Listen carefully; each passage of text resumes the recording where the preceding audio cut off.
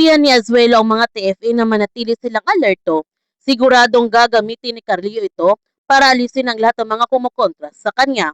Natatakot naman silang lahat at baka tatanggalin sila nito sa serbisyo. Ang sabi ni Suarez na samantalang yung mga kangkampi ng mga ito ay naghahari-harian dito. Sinabihan ni Azuelo silang lahat na kaya maghanda sila. Nagumpisa na ang gera at nagmamasid naman sa kanila si Felix. Bigla naman dumating si Harold sa headquarters at sobrang nagulat naman nito sina Azuelo at Suarez na buhay pala si Harold. Pati rin si Felix nagulat din siya nung nakita niya si Harold. Niyakap ng mahigpit ni Suarez si Harold dahil masaya siya nito nung buhay si Harold.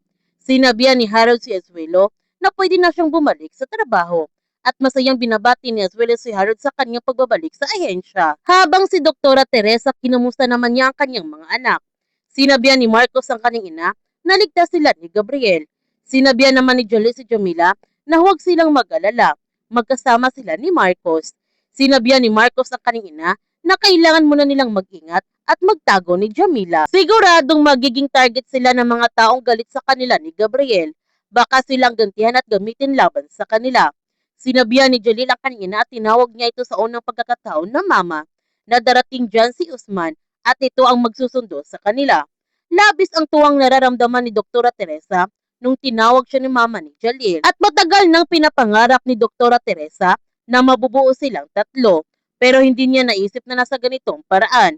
Sinabihan ni Jalil ang kanyang ina na magsasama pa rin silang lahat. Maaayos din ito. Hindi sila susuko. Kinausap naman ni Felix si Harold at tinanong niya ito na pinababalik na ba siya sa Task Force Alpha. Ang sagot ni Harold na hindi pa daw pwede. Habang nagre-recover siya like duty muna. Ang dami na nagbago dito. Nagulat na lamang siya na namatay na pala sina Oliver, Patrick at saka si Russell. Ang sabi ni Felix, nakakagalit no. Pati nga siyang akala nila kasama siya sa casualty na nasama sa isla. Pero buti na lamang hindi. Ang sabi ni Harold, napuruhan siya. Pero ito, buhay pa naman. Inanod siya sa karating isla. Buti na lang, may mga mababait na taga roon na nag-aalaga sa kanya. Tapos nung nagkamalay siya, wala siyang matatandaan.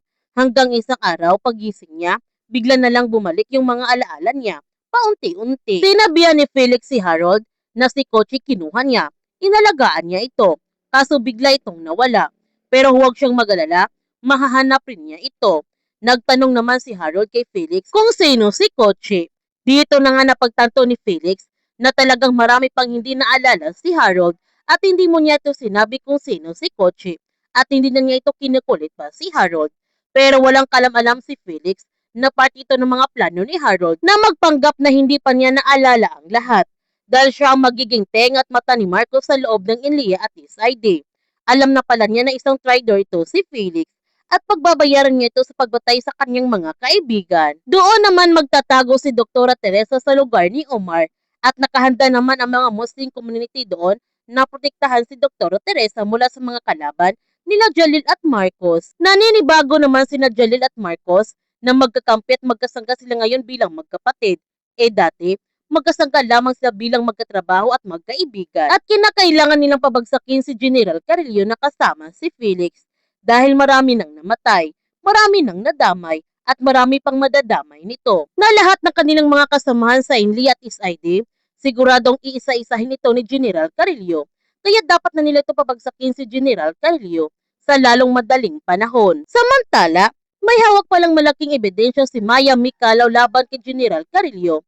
Ibinigay ito sa kanya ni Dato Raman bago ito nagpa-live interview sa kanya. Galing itong mga ebidensya kay General Guerzon at gusto itong ipalabas ni Maya Mikalaw sa publiko para malaman nila na si General Carrillo ang namumuno para pabagsakin ang gobyerno at hindi sina Jalil at Marcos. Nagmamakawa naman si Edric kay Maya Mikalaw na huwag niya itong ituloy dahil manganganib ang kanyang buhay at pati siya. Kapag isiniwalat niya ito, siguradong papatayin siya katulad ni Dato Raman at Mustafa. Pero buo na ang pasya ni Maya Mikalaw. Isisiwalat niya ito sa publiko para malaman ng lahat ng kasamaan ni General Carrillo. Ngunit may nakarinig sa kanilang pag-uusap mula sa espiya ni General Carrillo. Kaya manganganib na nga ang buhay ngayon ni Maya Mikalaw. Pinakawalan na nga sina Ocampo at iba pang mga pulis na nahuli noon ni Jalil dahil hindi valid ang kanilang pagkahuli sa kanila dahil hindi tunay na pulis si Jalil.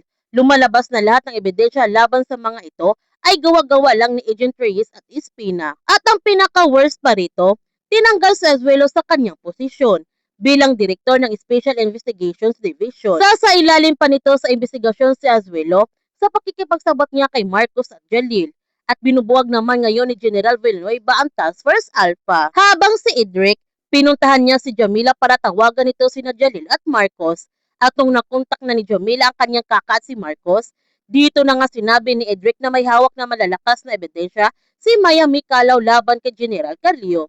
Ibinigay ito sa kanya ni Dato Raman at ayaw itong magpapigil sa kanya. Isisiwalat pa rin ni Maya Mikalaw sa lahat ng kasamaan ni General Carlio. Wala na siyang ibang mahingian ng tulong kundi si Marcos at nakiusap nito si Edric kay Marcos na iligtas niya si Maya Mikalaw. Iligtas niya ang bansa. Nagsimula na nga ang programa ni Maya Mikalaw at wala silang kamalay-malay na pinapasok na sila ng mga tauhan ni General Carlio para patayin nito si Maya Mikalaw.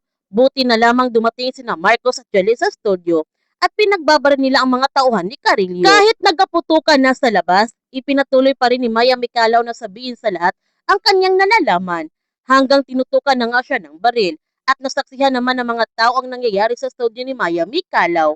Dumating naman sina Marcos at Jalil sa studio at iniligtas nga nila si Maya Mikalaw. Nung naging payapa na ang studio, sinabi naman ni Maya Mikalaw sa lahat na iniligtas siya nila Jalil at Marcos.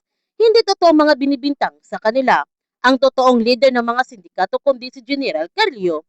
Galit na galit nga si General Carlio nung nailantad sa publiko na siyang pinuno ng mga sindikato at inilabas na nga ni Maya Mikalaw sa publiko ang mga ebidensya na nagpapatunay na si General Carlio talaga ang pinuno ng mga sindikato at dahil sa matibay na ebidensya, hinuli nga nito si General Carlio.